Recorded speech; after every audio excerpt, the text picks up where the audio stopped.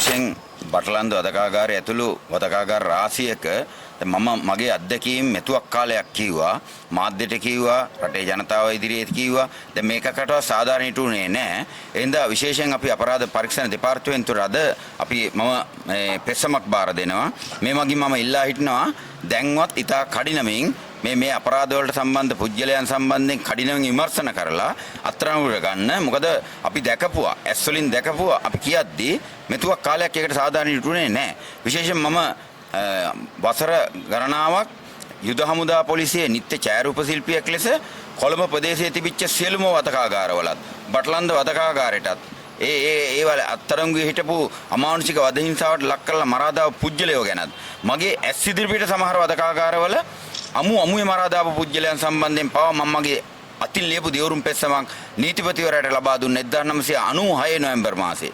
ඒකෙන් මං S2කින් දැකපු ඝාතන පවා කියද්දිත් එදාවත් අඩුම ගානේ ඒකට මගේ දියුරුම් පෙස්සම ලැබුණා කියලාවත් මට දැනුම් දුන්නේ නැහැ.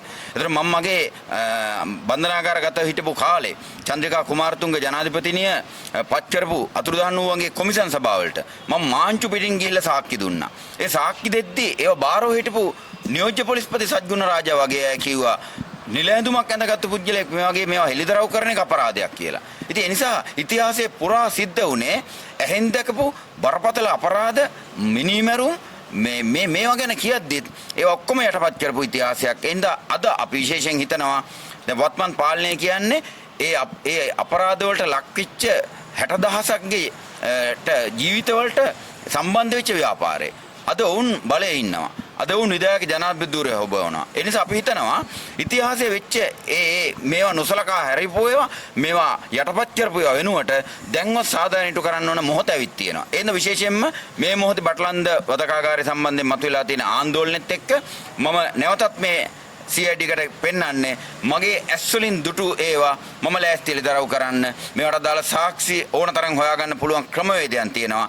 දැන්වත් ඌමනාවෙන් බොරු කරන්නේ නැතුව ඇත්ත ඌමනාවෙන් මේකට අදාළ පරීක්ෂණ මෙහෙවනවා නම් ඉතා කෙටි කාලෙකින් මේ අදාළ දැන් සුදන වගේ ඉන්න ප්‍රජාතන්ත්‍රවාදය ගැන කතා කරන මිනි මැරුම් වලට වගකිය යුත්තෝ එහෙනම් අත්තරනුට ගන්න එක මහ ලොකු දෙයක් නෙමෙයි. එහෙනම් අපි අපරාධ පරීක්ෂණ දෙපාර්තමේන්තුවෙන් ඉල්ලුවා කඩිනමින් මේවා පිළිබඳව සාධාරණීට කරන්න 60000ක් ජීවිතවලට යුක්තියට කරන්න ඕන මොහොතක් දැන්වත් උදා කරන්න කියලා තමයි අපි මේ පෙස්සම බාර දෙන්නේ. දැන් ඔබ ඇසෙන්තු සාක්ෂිකාරයෙක් දැන් මට හිතෙන්නේ මේ සාක්ෂි මොන කියනකොට ඔබගේ ජීවිතේට හානියක් තර්ජනයක් වෙනවා කියලා හිතන්නේ නැද්ද? නෑ ප්‍රශ්නේ තියෙන්නේ මේ මුළු ගෙවිච්ච කාලේ පුරා දැන් මම මාගේ ජීවිතේ වතාවන් 3කදී පමණ ඝාතනයට ලක් වෙන්න ගිහිල්ලා යන්තම් බේරිච්ච පුජ්‍යලෙක්. ඒක පුවත්පත්වල පළ වුණා. බන්ධනාගාර ගත වෙලා ඉඳිද්දි දේවතාවක් මාව ඝාතනය කරන්න උත්සාහ දැරුවා. අදත් මම දන්නවා දැන් උදාහරණයක් ගත්තොත් මේ රටේ පාතාලේ හැමදාම ක්‍රියාත්මක වෙන එකක්. එහෙනම් ලක්ෂ 2කට 3ට ඉතුරු මුදල පස්සේ දෙන්නම් කියලා මිනිමරුම් බාර ගන්න සමාජයක්. ඒක අපි නොදන්න මිනිස්සු නෙමෙයි. නමුත් මෙවැනි මොහොතක දැන් අපිට කලින් පරම්පරාවන් දිවිපිදුවා 60000ක්.